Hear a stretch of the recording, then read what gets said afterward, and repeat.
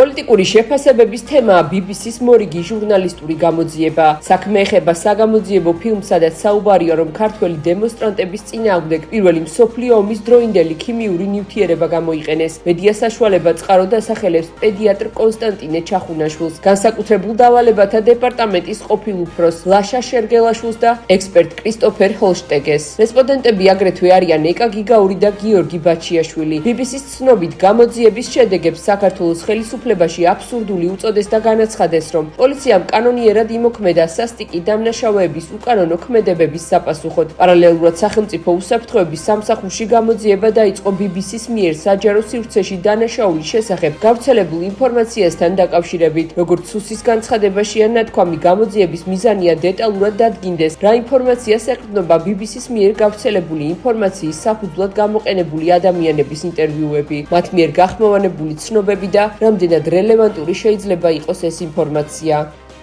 BBC-მ გააკეთა ძალიან სერიოზული, ჩემი აზრით, და დამაფიქრებელი ფილმი გადაიღო პრაქტიკულად. ამ ფილმში BBC ღიად ადანაშაულებს საქართველოს ხელისუფლებას და კონკრეტულად ქართულ ოცნებას იმაში, რომ მიტინგზე, რომელიც ერთი წლის წინ იყო, თუ არ ვცდები, თუ შეიძლება ცოტა მეტი, ამ მიტინგზე მოხდა ადამიანებზე წყლის ჭავლის გაშვება და ამ დროს წყალში იყო გამოყენებული ქიმიური ნივთიერება. ეს ქიმიური ნივთიერება აკრძალულია პირველი მსოფლიო ომის შემდეგ.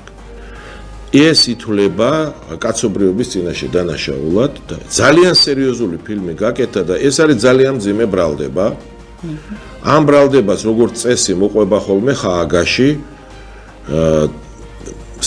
საქმის აღძვრა და ეს საქმე თუ აღიძვრა, ეხლა უყურეთ, მე მინდა შეგახსენოთ, რომ იყო ესეთი კაცი სადამ ხუსეინი, რომელიც ფლობდა ერაყს.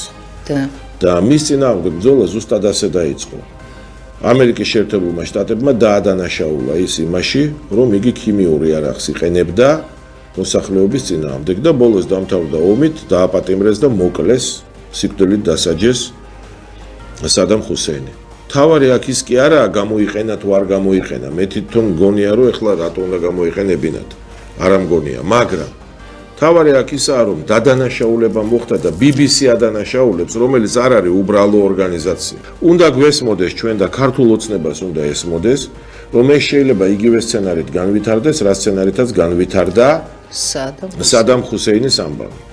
ეს ისტორია უკვე აიტაცა ამერიკის სენატმა და კონგრესმა, უკვე იქ ამაზე მიდის საუბარი და მსჯელობა. თუ ამას მოყვა ბრალდებები და დადანაშაულება ადამიანების წინააღმდეგ, ესე იგი ადამიანების წინააღმდეგ ქმედებებში, ხააგამდე მივიდა ეს საქმეები, ამას ვეღარ გადაურჩება ვერც ივანიშვილი, ვერც კობახიძე და ვერც მთელი ქართული ოცნება და გააცნობიეროს ეს ყველაფერი ქართულმა ოცნებამ. BBC-ს ხელით გავრცელდა აბსოლუტურად ტყუილი ინფორმაცია.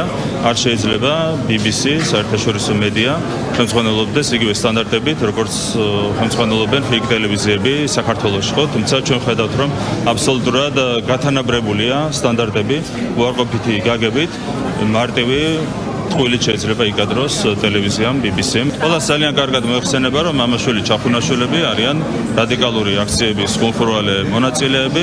ერთ-ერთი მათგანი მონაწილეობდა პრეზიდენტის სასახლეზე შტურმში, როდესაც ასეთ ადამიანებს ეყრდნობა BBC, ეს უკვე ტრაგიკული მოვლენაა. ეს ნივთიერებები არის შეძენილი 2009 წელს, მაგრამ რაც შეეხება კონკრეტულ დასახელებულ ნივთიერებას, იმ ნივთიერებას საერთოდ არ შეიცავს ეს კონკრეტული, ასე ვთქვათ, მასალა. ნივთიერება შეიძლება იყოს წყლის შავში გარეული, მაგრამ რა ნივთიერებაა გარეული, ამაშია საქმე. BBC მიკადრა ტყუილი ზუსტად ამასთან დაკავშირებით. განათლების რეფორმის მიხედვით საჯარო სკოლების მე-11 კლასი პროფილური გახდება. როგორც განათლების მინისტრმა გივი მიქანაძემ ზოგადი განათლების რეფორმის კონფერენციის პრეზენტაციაზე განაცხადა, მოსწავლეებს ექნებათ შესაძლებლობა მე-11 კლასში ისწავლონ მხოლოდ ის საგნები, რომლებიც ეროვნულ გამოცდებზე უნდა ჩააბარონ. გარდა ამისა, განათლების სამინისტრო სასკოლო პროცესში მობილური ტელეფონების გამოყენების აკრძალვას გეგმავს. მომდევნო სასწავლო წლიდან საჯარო სკოლებში პირველიდან მე-6 კლასის ჩათვლით კი სასკოლო ფორმების სავალდებულოდ დაბრუნებას აანონსებს. როგორც დღეს განათლების მინისტრმა გივი მიქანაძემ განათლების რეფორმის პრეზენტაციისას განაცხადა, 2-3 წელიწადში სკოლებში ყველა სახელმძღვანელო შეიცვლება. მომავალი წლიდან საჯარო სკოლაში შესვლის შესაძლებლობა ექნებათ მხოლოდ იმ ბავშვებს, რომლებსაც 15 სექტემბრის ჩათვლით შეუსრულდებათ 6 წელი. ამის შესახებ საქართველოს განათლების მინისტრმა გივი მიქანაძემ განაცხადა. მიქანაძის თქმით, გამოვლინდა, რომ 6 წლამდე ასაკის ბავშვებს, რომლებიც სკოლაში შედიან დღეს არსებული კანონმდებლობით, სოციალურ-ემოციური ფონიდან და მზაობიდან გამომდინარე, უჭირთ სასწავლო პროცესში სრული ინტეგრირება. გერმანიის საგარეო საქმეთა მინისტრი იოჰან ვადეფული მიიჩნევს, რომ უკრაინას შესაძლოა მკვნეულ დათმობებზე მოუწიოს წასვლა და ეს პროცესი შესაძლოა რეფერენდუმით დასრულდეს. მინისტრის თქმით, უკრაინის მოქალაქეებმა უნდა გადაწყვიტონ, შეძლებენ თუ არა ომის დასრულების პირობების მიღებას. საუბარია რუსეთის მოთხოვნაზე, რომელიც მნიშვნელოვან ტერიტორიულ დათმობებს ეხება. უდავოდ ეს უკრაინისთვის უკიდურესად რთული პროცესი იქნება, რომელიც შესაძლოა რეფერენდუმით დასრულდეს. დიპლომატიის ამოცანაა შეიმუშაოს კომპრომისები, რომლებსაც კონფლიქტის მხარეები მხარს დაუჭერენ.